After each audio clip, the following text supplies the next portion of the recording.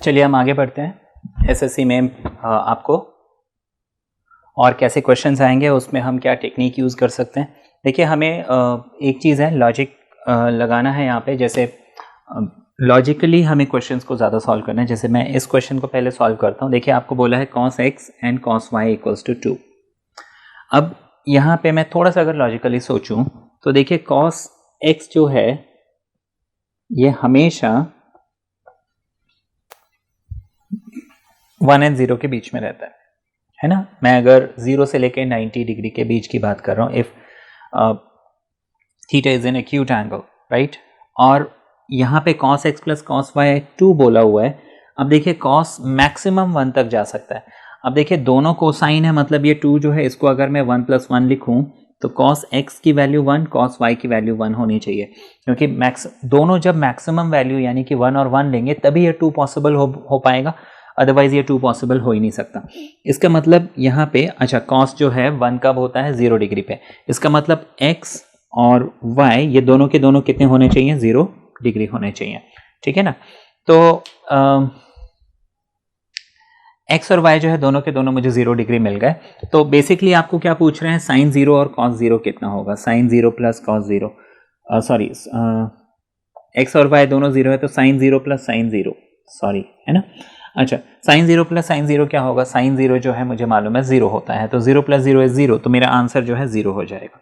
तो ये हमने कर लिया, ठीक है। तो यहाँ पे देखिए कुछ ज़्यादा कोई खास कैलकुलेशन नहीं था, बस मुझे लॉजिकली समझना था कि ये 2 कब पॉसिबल है। एक ही पॉसिबिलिटी है जब ये दोनों के दोनों क्या हो जाए, 0 हो जाए, क्योंकि cos 0 1, cos y जो है 1, क्योंकि 1 के बाहर ये जा ही नहीं सकता। तो ये क्वेश्चन तो हमने सॉल्व कर लिया। अब ऊपर वाला क्वेश्चन अगर हम देखें तो यहाँ पे आपको बोला है tan theta plus cot theta upon tan theta minus cot theta, ये आपको 2 दिया हुआ है, तो sin थीटा कितना होगा। अब इस क्वेश्चन को भी हम कई तरीकों से कर सकते हैं। ऐसे मैं आपको एक तरीका बताता हूँ, ठीक है। देखिए आपको अगर बोला है if a upon b is equal to c upon d, मैं आपको एक रूल बताता हूँ, आपको मालूम भी होगा। तो उस रूल को हम बोलते हैं कॉम्पोनेंडो एंड डिविडेंडो, ठीक है। सिंपल सी बात कहता है, अगर एक फ्रैक्शन दूसरे फ्रैक्शन के इक्वल है तो फिर न्यूमरेटर प्लस डिनोमिनेटर यानी a प्लस b और न्यूमरेटर माइनस डिनोमिनेटर यानी कि a minus b is equal to दूसरे फ्रैक्शन में भी न्यूमरेटर प्लस डिनोमिनेटर यानी c plus d and numerator minus denominator. जिस ऑर्डर में यहाँ ऑपरेशन कर रहे हैं उसी ऑर्डर में यहाँ पे एक बार हमने ऊपर और नीचे दोनों को प्लस किया और एक बार ऊपर और नीचे हमने दोनों को माइनस किया। सिमिलरली यहाँ पे भी ऊपर नीचे प्लस किया और ऊपर नीचे माइनस किया। तो इस रिजल्ट को हम बोलते हैं कॉम्पोनेंडो एंड डिविडेंडो, ठीक है। ये रेशियो प्रोपोर्शन के टॉपिक में पढ़ाया जाता है, लेकिन हाँ मैंने आपको ये बताया क्योंकि जब हमें इस टाइप के क्वेश्चन मिलते हैं like something plus something and something minus something, मतलब कोई एक चीज़ में दूसरी चीज़ ऐड की जा रही है और वही चीज़ नीचे फिर उससे सब्ट्रैक्ट की जा रही है, तो ऐसे सिचुएशन में हम बड़ी इजीली अगर मुझे किसी एक चीज़ की वैल्यू निकालनी हो तो हम कॉम्पोनेंडो डिविडेंडो जो है लगा सकते हैं। तो अब देखिए मेरे पास tan theta and cot theta and यहाँ पे है tan theta minus cot theta. अब आप बोलेंगे यहाँ पे तो मेरे पास फ्रैक्शन है नहीं, है, इसको बनाना पड़ेगा, इसको हम 2/1 इन एनी केस लिख सकते हैं। अब मैं वो रूल अप्लाई करता हूँ कि एक बार मैंने इस न्यूमरेटर को लिखा और एक बार मैंने इस डिनोमिनेटर को लिखा, प्लस किया तो एज इट इज लिख सकते हैं। और वही चीज़ देखिए, ये समझाने में जितना टाइम लगता है सॉल्व करने में उतना टाइम नहीं लगता है। तो tan theta plus cot theta हम ऐसे का ऐसे रहने देंगे, माइनस कर रहे हैं, ध्यान रखिए माइनस कर रहे हैं तो ब्रैकेट लगा लें, ज़्यादा अच्छा है। अब देखिए आपको एक, क्योंकि एग्जाम में हमारे पास टाइम बहुत कम होता है, 1 मिनट का टाइम होता है, तो यहाँ पे मुझे मालूम है कि मुझे माइनस जब नीचे करना है तो मैं इसके सिर्फ साइन चेंज करूंगा, माने ये ब्रैकेट लगाने का भी झंझट नहीं। आप सिर्फ क्या करेंगे, ये पॉजिटिव है ना मैंने माइनस कर दिया, नेगेटिव है ना मैंने इसको प्लस कर दिया, बात खत्म हो गई।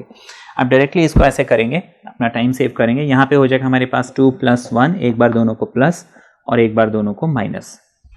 अब देखिए यहाँ पे cot एंड cot कैंसिल हो रहा है, नीचे tan एंड tan कैंसिल हो रहा है, तो बेसिकली मुझे क्या मिल गया, 2 tan अपॉन 2 cot, ठीक है ना, 2 tan अपॉन 2 cot।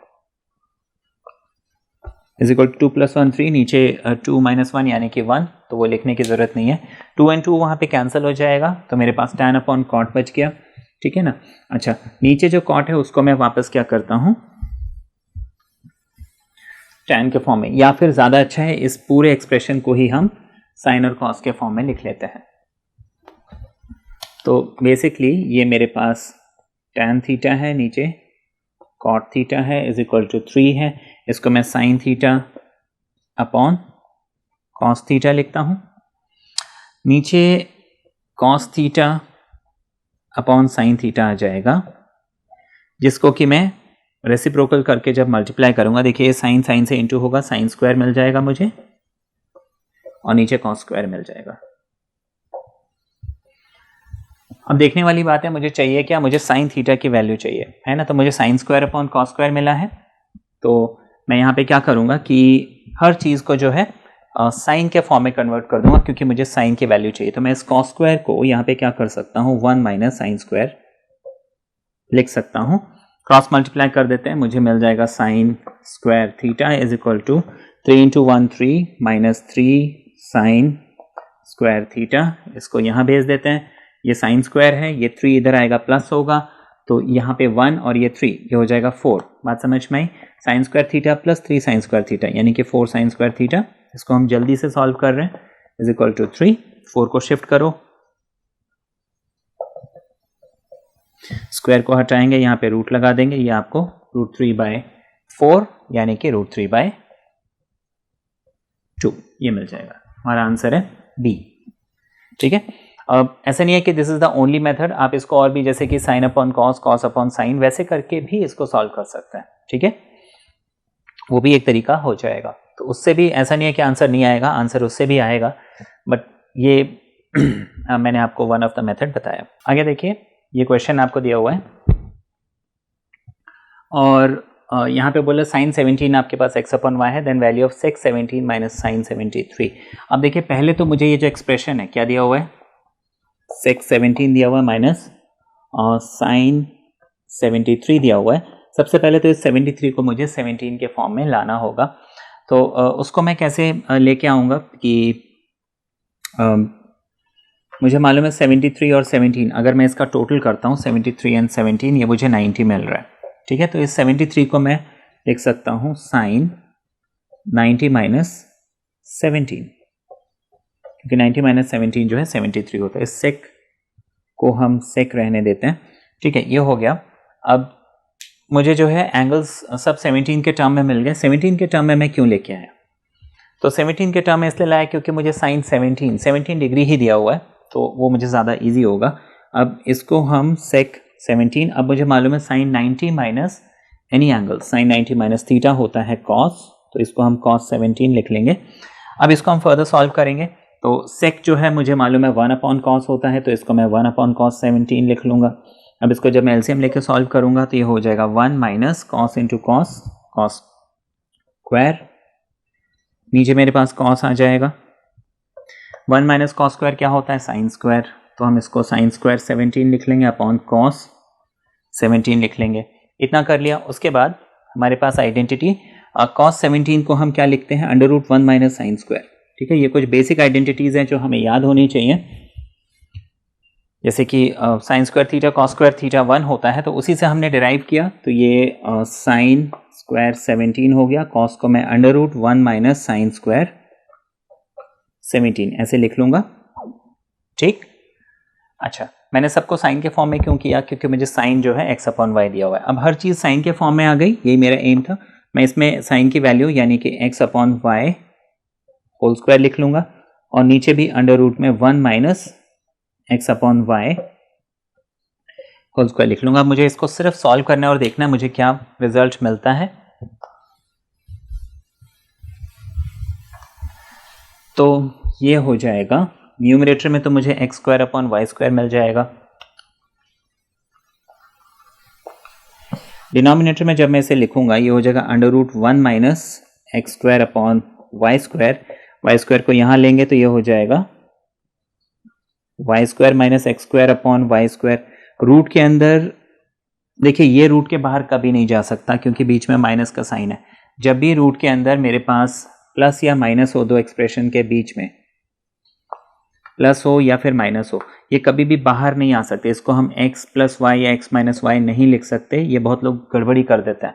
ठीक है, बीच में अगर इनटू है या डिवाइड है तभी ये बाहर आता है, प्लस या माइनस है तो बाहर नहीं आता है। तो ये तो एज इट इज अंदर ही रहेगा, ये y जो है बाहर आ जाएगा। ठीक है, y बाहर आएगा।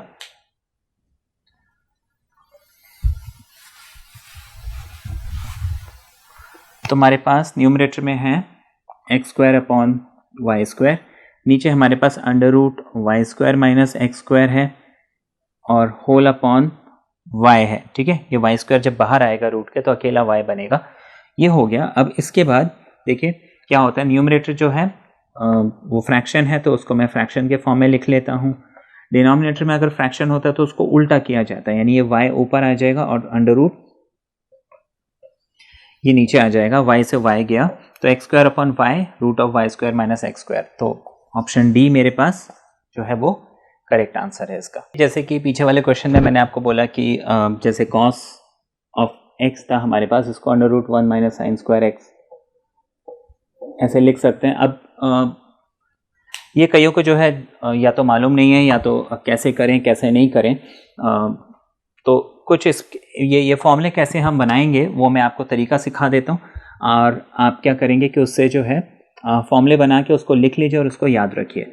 अभी देखिए मुझे जितने भी रेशो हैं, सबसे पहले तो मेरे पास रेशो कौन कौन से हैं, मेरे पास साइन एक्स है, कॉस एक्स है, टैन एक्स है, कॉट एक्स, सेक, कोसेक। ठीक है, अच्छा इसको हम x के बजाय मान लीजिए थीटा ले लेते हैं।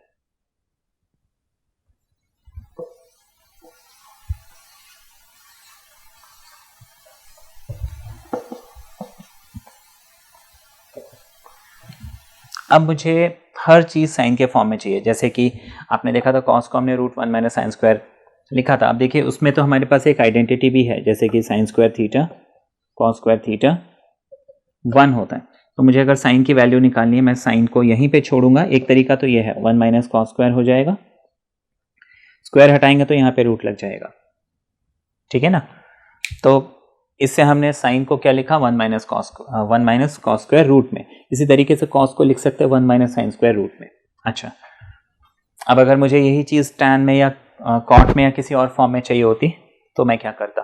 तो देखिए हम क्या करेंगे कि मुझे इन सब के फॉर्मूलेज अच्छे से याद होने चाहिए। माना बेसिक फॉर्मूला जैसे sine theta P upon H, perpendicular upon hypotenuse, base upon hypotenuse, perpendicular upon base. ठीक है, बेस अपॉन परपेंडिकुलर। सेक क्या होता है h अपॉन बी और कोसेक होता है h अपॉन पी। बस ये बेसिक चीज़ें मुझे याद रखनी है। अब देखिए मान लीजिए मुझे हर चीज़ को साइन के फॉर्म में लिखना है, तो मैं सबसे पहले sine theta is equal to p upon h है।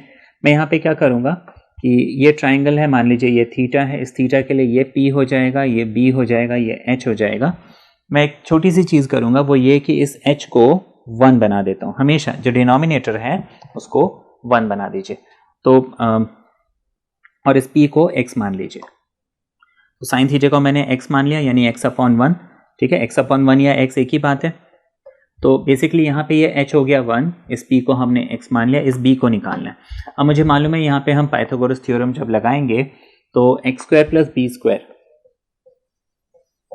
1 होता है, तो b स्क्वायर क्या हो जाएगा, x वहाँ शिफ्ट हो जाएगा, तो b मुझे कितना मिल गया 1 माइनस एक्स स्क्वायर। ठीक है, अब यहाँ पे ध्यान रखने वाली बात है कि साइन थीटा मैंने इज इक्वल टू क्या माना था x, यानी कि x जहाँ जहाँ होगा वहाँ मुझे x को हटाना है साइन थीटा से। अब ये आप ध्यान रखिएगा। ठीक है, तो कॉस थीटा क्या हो जाएगा, कॉस थीटा का फॉर्मूला क्या है, b अपॉन एच। b ये है, p ये है और h ये है। तो b अपॉन एच यानी कि root 1 minus x square upon 1। अच्छा, इस 1 को तो लिखो नहीं लिखो कोई फर्क नहीं पड़ता, तो ये हो जाएगा 1 माइनस एक्स, जहां जहां है वहां पे मुझे किसको लिखना है, ये हो गया। अब जैसे tan थीटा क्या है, p अपॉन बी। अच्छा, p यहाँ पे कितना है, इस ट्राइंगल में p कितना है, x है। अच्छा, b कितना है यहाँ पे, b under root 1 minus x square है। ठीक है, ये हो गया। अब मुझे जहां जहां x है उसको मुझे साइन से हटाना है, तो इस tan थीटा को हम sine theta upon root 1 minus sine square theta. ऐसे लिख सकते हैं, ठीक है ना। कॉट को अगर लिखना है तो b upon H, sorry b upon P, तो b कितना है √1 माइनस एक्स स्क्वायर और p कितना है x है। जहाँ जहाँ x है उसको साइन से हटा दो, तो √1 minus sine square upon sine theta. ऐसे ही बाकी रेशो भी निकाल सकते हैं, ठीक है। तो ये मैंने आपको साइन निकालने का तरीका बताया, ठीक है ना। हर चीज़ को आपको साइन के फॉर्म में लिखना है। अब मान लीजिए मुझे हर चीज़ को किसी और फॉर्म में लिखना है। ये जस्ट देखिए, ये ऐसे तो मैं आपको प्रैक्टिस करा रहा हूँ और इस सीरीज़ में आपको सिर्फ जो क्वेश्चंस हैं, किस किस प्रकार के क्वेश्चन आते हैं उसको कैसे सॉल्व करना है वो बताना है। ये जस्ट मैं आपको एक आइडिया दे रहा हूँ क्योंकि इस चीज़ की बहुत ज़रूरत पड़ेगी। तो मान लीजिए हर चीज़ को मुझे टैन के फॉर्म में लिखना है, तो मैं जस्ट एक कंसेप्ट बता दूँ, टैन थीटा क्या होता है, p अपॉन b। अब क्योंकि मुझे हर चीज़ को टैन के फॉर्म में लिखना है तो मैं यहाँ पे ये जो नीचे है उसको मैं 1 कर लूँगा और जो ऊपर है उसको मैं x कर लूँगा। तो यहाँ पे ये p है, ये b है, ये h है।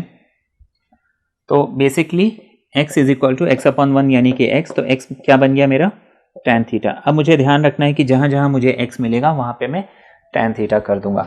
मैंने p को x माना, b को 1 माना, h कितना है निकालते हैं, तो h होता है p square plus b square, है ना, अंडर रूट में। तो under root 1 plus x square हो जाएगा, डायरेक्टली कर लेते हैं, ठीक है। पाइथागोरस थ्योरम लगा लिया। अब मुझे साइन को जो है टैन के फॉर्म में लिखना है, तो साइन क्या होता है, p अपॉन एच। p कितना है यहाँ पे, x है, h कितना निकाला हमने, √1 प्लस एक्स स्क्वायर। x को किससे हटाना है, टैन से, हमने लिख लिया tan theta upon under root 1 plus tan square theta. ऐसे मैं किसी को भी जो है टैन के फॉर्म में लिख सकता हूं। आगे ये क्वेश्चन दिया हुआ है, देखिए इस क्वेश्चन से शुरू करते हैं चाहे तो वैसे तो किसी भी क्वेश्चन से शुरू कर सकते हैं। आपको बोले the angles of a triangle are x+5 2x - 3 and 3x and दो बार लिख दिया 3x + 4, the value of x is 30, 31, 29 and 28। तो देखिए आपको क्या बोला है, एंगल्स ऑफ अ ट्राइंगल। अब यहाँ पे एक प्रॉपर्टी, एंगल सम प्रॉपर्टी जिसको हम बोलते हैं, वो आपको याद रखना है कि किसी भी ट्राइंगल में जो एंगल्स है उसका सम हमेशा 180 डिग्री आता है, ठीक है ना, 180 डिग्री आता है, एंगल सम प्रॉपर्टी से हम बोलते हैं। तो बेसिकली ये जो तीन एंगल दिए यानी कि x+5 दिया हुआ है प्लस 2x - 3 दिया हुआ है, मैं तीनों को ऐड करता हूँ, x+5 2x - 3 और 3x प्लस, इसको मैं ऐड करता हूँ, ठीक है। ये मुझे कितना मिलना चाहिए, ये मुझे 180 मिलना चाहिए। अब इस क्वेश्चन की हमें ज़रूरत नहीं है, तो आपको देखिए बस ये ध्यान रखना पूछा क्या है, द वैल्यू ऑफ x पूछा, आपको कोई पर्टिकुलर एंगल नहीं पूछा है, आपको बोला है x कितना है।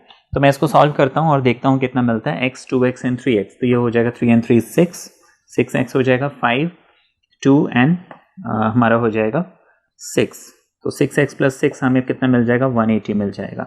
क्योंकि ये तीनों जो है एक ट्राइंगल के तीनों एंगल्स हैं, तो हमें 6x + 6 कितना मिल रहा है, 180। एंगल सम प्रॉपर्टी हमने लगा लिया। अब यहाँ पे हम क्या करेंगे कि 6 कॉमन ले लेते हैं, ये हो जाएगा 6 × x + 1 = 180। 6 को वहाँ शिफ्ट कर देते हैं, 30 मिल जाएगा। x + 1 अगर 30 है तो x कितना हो जाएगा, 30 - 1 यानी कि 29। सिंपल सा क्वेश्चन था, हमारा आंसर जो है C हो जाएगा 29, ठीक है ना। अच्छा, अब ये क्वेश्चन तो हमने कर लिया। अब हम नेक्स्ट क्वेश्चन देखते हैं जो कि ऊपर दिया हुआ है। आपको बोला the measures of the angles of a triangle, ठीक है। अब यहाँ पे एंगल ऑफ अ ट्राइंगल बोला तो अगेन यहाँ पे वही एंगल सम प्रॉपर्टी, यानी कि एक ट्राइंगल के तीनों एंगल का सम कितना होता है, 180 डिग्री। तो वो हमने प्रॉपर्टी लगानी है कि तीनों एंगल का सम जो है 180 होता है। The ratio of the angles are 2:7:11। आपको बोला है जो किसी ट्राइंगल के जो तीन एंगल हैं उनका जो रेशियो है वो 2:7:11 है, वो एंगल कितने होंगे। अब देखिए इसका जो ट्रेडिशनल तरीका है वो तो ये है कि 2x लिखो, 7x लिखो, 11x लिखो, इनको हम प्लस करेंगे और इसको हम इज इक्वल टू क्या लिखेंगे, 180 लिखेंगे। ये तरीका हो गया, ठीक है। ये हो जाएगा 18 एंड 20, तो ये हो जाएगा 20x = 180, है ना, 0 0 कैंसिल, 9, तो x मुझे कितना मिल जाएगा, 9। तो एंगल कितने हो जाएंगे, 2 9 = 18 और 7 9 = 63 और 9 11 = 99। एक तो तरीका ये हो गया। दूसरा तरीका जो है ना, कई बार जैसे यहाँ पे तो कैलकुलेशन सिंपल था और ये आप जल्दी भी कर सकते थे। एक और तरीका मैं बता देता हूँ जहाँ पे अगर कैलकुलेशन हमें जो है ज़्यादा मिल रहा है या टाइम लग रहा है, तो आप क्या कर सकते हैं कि मैं इन दोनों का रेशो निकालता हूँ। देखिए सबसे पहले 2 है तो मैं इसको 2 से डिवाइड करता हूँ, तो देखिए 2 से डिवाइड कर रहा हूँ, मुझे 8 मिल रहा है ना, 2 8 ज़ा 16। तो अब इसको 8 से 8 मिला ना मुझे यहाँ पे, तो अब उस 8 को मैं इसे और इसे डिवाइड करूँगा, तो 8 7 ज़ा 2 तो मिल गया इधर, है ना, 8 2 ज़ा 16, 8 7 ज़ा 56, 8 11 ज़ा 88। ठीक है, तो देखिए मुझे ये रेशो वापस वही मिल रहा है। अब मुझे सिर्फ देखना है क्या ये 180 आ रहा है, 16 56 और 88, क्या ये 180 आ रहा है। तो देखिए 2 6 ज़ा 12 है ना, और 8 20, तो 10 15 16, ठीक है, 180 नहीं आ रहा, तो ये तो हो नहीं सकता। अच्छा 2 यहाँ पे 0 हटा देते हैं, 0 हटा देते हैं, 0 हटा देते हैं, 2 7 9 हो रहा है, तो ये तो हो ही नहीं सकता। यहाँ पे देखिए 5 आ रहा है, तो ये 2 की टेबल में 5 तो आता नहीं है, तो उसको हम रूल आउट करते हैं, ये मेरा आंसर हो सकता है। मैं क्या करता हूँ, 2, देखिए पहला नंबर 2 है, तो 9 से, है ना, 2 9 ज़ा 18 होता है, तो मैं 9 फैक्टर से क्या है इस पूरे नंबर्स को डिवाइड करता हूँ। 9 2 ज़ा 18, 9 7 ज़ा 63, 9 11 ज़ा 99। 2 7 11 मुझे रेशो मिल गया। देखिए ए में भी मिल रहा था, बी में भी ये रेशो मिल रहा था 2 7 11, लेकिन 2 7 11 मिलने के बाद भी यहाँ पे टोटल जो हमें 180 नहीं मिल रहा था। यहाँ पे हम टोटल करके देखते हैं, तो 99 63 एंड 18 कितना हो रहा है ये 17 20, तो 11 17 18, तो ये तीनों एंगल्स को जब हम ऐड करते हैं तो मुझे 180 मिलता है। तो ये कंपैरेटिवली ईजियर तरीका है, इतना आप सिर्फ इनका रेशो निकाल लीजिए, मुझे वही रेशो मिल रहा है क्या, और मान लीजिए मेरे पास 4 ऑप्शन होते हैं और मैं चारों का रेशो निकालता, सिर्फ इसमें 2 7 11 मिलता, बाकी किसी में नहीं मिलता, तो फिर यही मेरा आंसर होता। तो एक तरीका ये भी है हमारे पास।